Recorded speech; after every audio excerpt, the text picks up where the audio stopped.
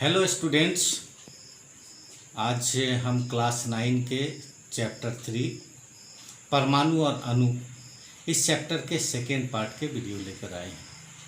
First part में हम लोगों ने परमाणु के बारे में पढ़ा, समझा, जाना। इसके अलावा डाल्टन के परमाणु सिद्धांत के बारे में जाना, डाल्टन के परमाणु सिद्धांत के दोष के बारे में जाना। इसके अलावा पिछले वीडियो में हम लोगों ने समस्थानिक, समभारिक और अपरूप के बारे में भी जाना था। हम ये जान चुके हैं कि परमाणु पदार्थ का सबसे छोटा कण होता है जो कि स्वतंत्र अवस्था या मुक्त अवस्था में नहीं पाया जाता है, लेकिन रासायनिक अभिक्रिया में भाग लेता है। तो आइए आज जिस टॉपिक पर हम चर्चा करेंगे पहले उसे जान लें। तो आज मुख्य रूप से हम 3 टॉपिक पर चर्चा करेंगे। पहला अणु यानी मॉलिक्यूल्स, दूसरा आयन, और तीसरा जो टॉपिक होगा वो तीसरा टॉपिक आज का होगा मॉलिक्यूलर मास या मॉलिक्यूलर वेट, कि हम कैसे निकालते हैं। तो सबसे पहले आज का जो मेरा पहला टॉपिक है अणु, यानी जिसे अंग्रेजी में हम मॉलिक्यूल्स कहते हैं। तो परमाणु और अणु, परमाणु का हिंदी इंग्लिश एटम और अणु का मॉलिक्यूल्स, दोनों में मार्जिनल डिफरेंस है। अगर देखा जाए तो जिस तरह से हम परमाणु के बारे में कहते हैं कि परमाणु पदार्थ का सूक्ष्मतम कण होता है, स्मॉलेस्ट पार्टिकल होता है, उसी तरह से अणु भी जो है वो पदार्थ का स्मॉलेस्ट पार्टिकल है, सूक्ष्मतम कण है।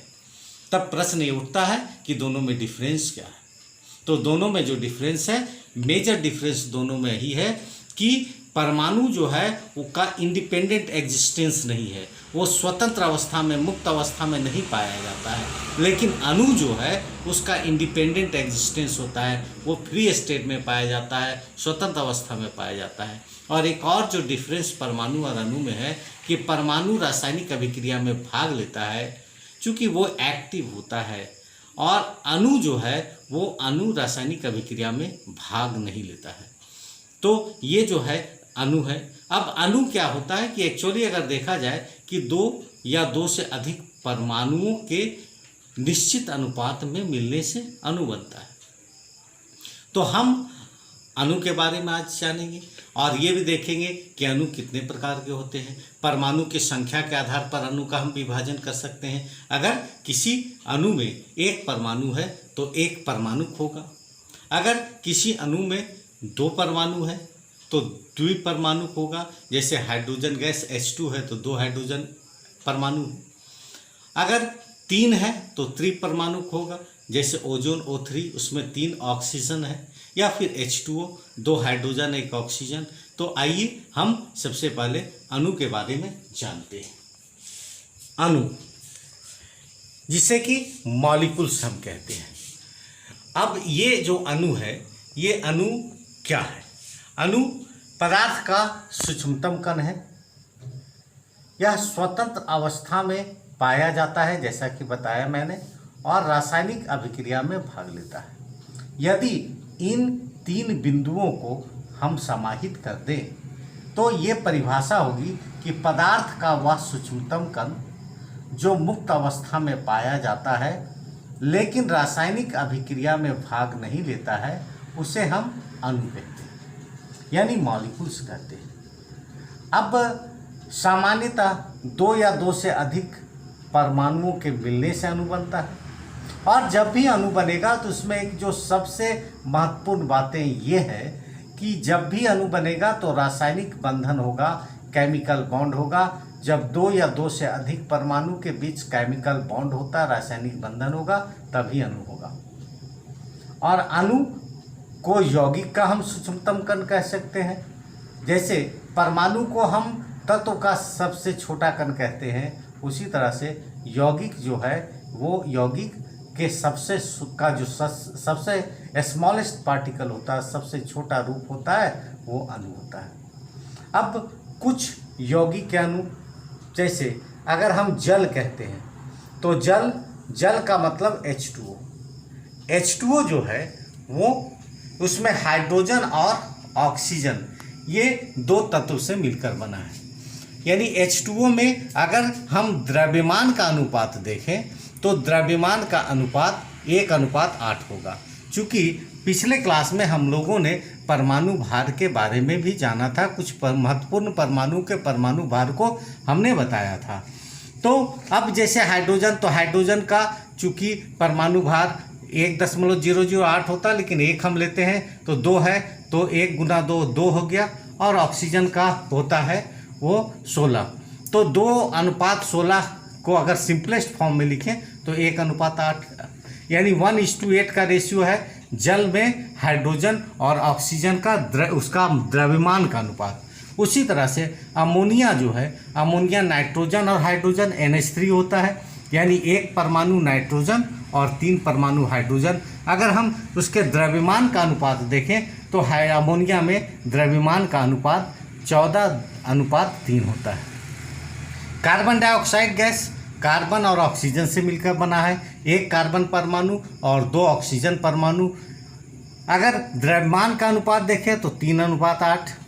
चूँकि कार्बन का परमाणु भार 12 और ऑक्सीजन का होता है 16, तो 12:16 गुना 2 32। तो हम ये देखेंगे क्या 3:8 आएगा। मीथेन CH4 कार्बन और हाइड्रोजन का यौगिक है, 1 कार्बन 4 हाइड्रोजन परमाणु, लेकिन इसमें जो अनुपात होगा 3:1 होगा।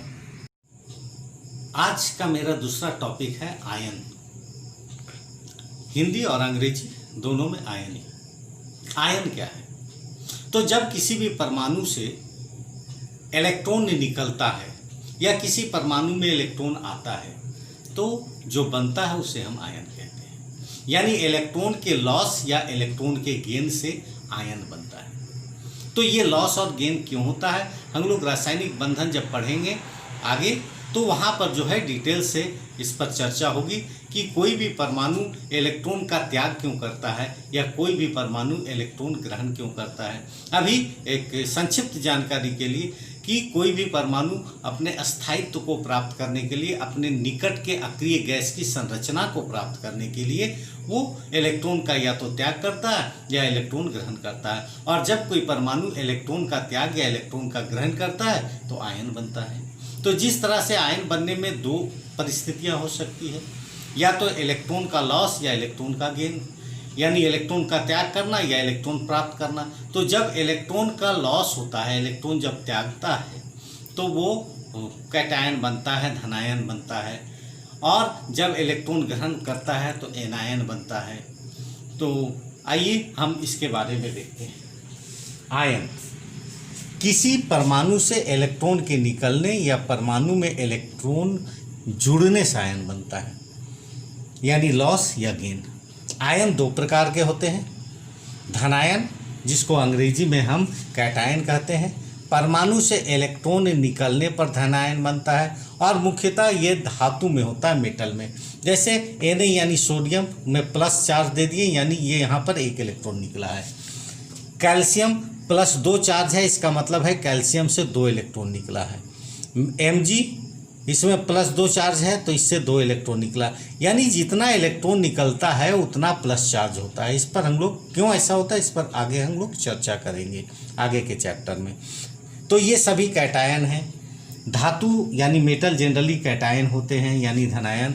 ऋणायन, जिसको एनायन कहते हैं, परमाणु में इलेक्ट्रॉन के जुड़ने से यहाँ पर निकल रहा था उसका अपोजिट यहाँ जुड़ रहा है। और ये जनरली अधातु में, जैसे Cl क्लोरीन में 1 इलेक्ट्रॉन आ गया तो Cl-। ऑक्सीजन है उसमें 2 माइनस चार्ज है, यानी ऑक्सीजन आयन जो है इसका मतलब यहाँ पर यह है कि इसमें 2 इलेक्ट्रॉन बाहर से आया होगा। नाइट्रोजन 3 अगर माइनस चार्ज है यानी इसमें 3 इलेक्ट्रॉन बाहर से आया होगा। तो इस तरह से आयन 2 प्रकार के होते हैं, धनायन और ऋणायन। आज का मेरा जो लास्ट टॉपिक है वो सूत्र इकाई द्रव्यमान। पिछले क्लास में मैंने आप लोगों को कुछ परमाणु के परमाणु द्रव्यमान या परमाणु भार को लिखाया था, तो उसकी सहायता से हम जो है सूत्र इकाई द्रव्यमान निकालते हैं। पिछले क्लास में हम लोगों ने परमाणु द्रव्यमान इकाई के बारे में भी जाना था। तो उसका जो है उपयोग यहाँ पर होगा। तो यहाँ पर एक्चुअली जो है इसको हम लोग मॉलिक्यूलर वेट या मॉलिक्यूलर मास भी कह सकते हैं। और ये निकालना ज़रूरी इसलिए है कि इसके बाद जब हम लोग जो है इसका आज इस चैप्टर का जब लास्ट टॉपिक होगा, यानी इसके बाद जो है पार्ट 3 या पार्ट 4 का जो वीडियो होगा उसमें जब हम लोग मोल पढ़ेंगे तो उस समय ये बहुत महत्वपूर्ण है।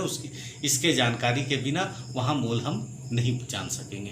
तो मॉलिक्यूलर मास या सूत्र इकाई द्रव्यमान जो है क्या है, तो किसी भी मॉलिक्यूल्स में, किसी भी यौगिक में, किसी भी अणु में जितने भी उसके संगठक होते हैं परमाणु, यानी जितने परमाणु होते हैं सभी परमाणु का परमाणु द्रव्यमान का योग जो है वो सूत्र इकाई द्रव्यमान कहलाता है। और उसको चूँकि हम एटॉमिक मास यूनिट को जो है परमाणु द्रव्यमान इकाई को यू से सूचित करते हैं तो यू से हम लिखते हैं। तो आइए इसके बारे में हम यहाँ जानते हैं। सूत्र इकाई द्रव्यमान। सूत्र इकाई द्रव्यमान यानी किसी यौगिक के सभी संगठक परमाणुओं का मतलब होता है कि जिन जिन परमाणुओं से मिलकर वह यौगिक बना हो या अणु बना हो के परमाणु द्रव्यमानों का योग उसका सूत्र इकाई द्रव्यमान कहलाता है। अब जैसे एक उदाहरण के लिए हम सोडियम क्लोराइड लेते हैं जिसका कि फार्मूला NaCl। तो सोडियम 1 है और चूंकि सोडियम का परमाणु द्रव्यमान हम पिछले क्लास में बता चुके थे कि 23 है, तो 1 चूंकि है तो 23U × 1 × 23U प्लस, और क्लोरीन का था 35.5, तो 1 क्लोरीन परमाणु है तो 1 × 35.5U। अब हम लोग जब दोनों को जोड़ेंगे तो ये क्या हो गया 58.5U। तो ये जो होगा ये सूत्र इकाई द्रव्यमान होगा किसका, NaCl यानी सोडियम क्लोराइड का। अब हम दूसरा उदाहरण अगर हम लेते हैं CH4। CH4 क्या है तो मीथेन। तो यहाँ पर कार्बन 1 है और कार्बन का परमाणु द्रव्यमान जो होता है वो 12U होता है, प्लस हाइड्रोजन 4 है, यहाँ 4 है तो 4 गुना हाइड्रोजन का परमाणु द्रव्यमान 1 होता है तो 1U हो गया। तो अगर ये देखा जाए तो 12U और प्लस 4U, तो ये क्या हो गया 16U। तो ये इसका जो है वो सूत्र इकाई द्रव्यमान है। अगर मान लिया जाए कि फिर हम अगर कोई दूसरा हम ले लेते हैं, मान लिया सोडियम हाइड्रोक्साइड NaOH। यहाँ पर 1 सोडियम है और सोडियम का परमाणु द्रव्यमान जो होता है वो 23 होता है, इतना 23U प्लस यहाँ पर ऑक्सीजन 1 है और ऑक्सीजन का होता है 16 तो 16U प्लस हाइड्रोजन 1 है, हाइड्रोजन का 1U ही होता है। तो वैसी स्थिति में यहाँ पर हम क्या करेंगे, ये स्मॉल u लिखें, यहाँ पर क्या हो गया तो ये हो गया 23U plus 16U plus 1U।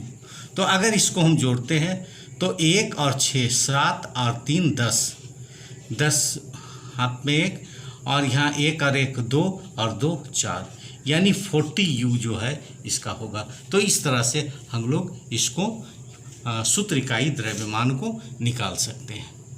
अब आप लोग के अभ्यास के लिए कुछ प्रश्न हैं यहाँ पे। निम्नलिखित यौगिकों के सूत्र इकाई द्रव्यमान का परिकलन कीजिए। ये है जिस तरह से अभी मैंने बताया NaCl, CH4, NaOH का उसी के तरह से।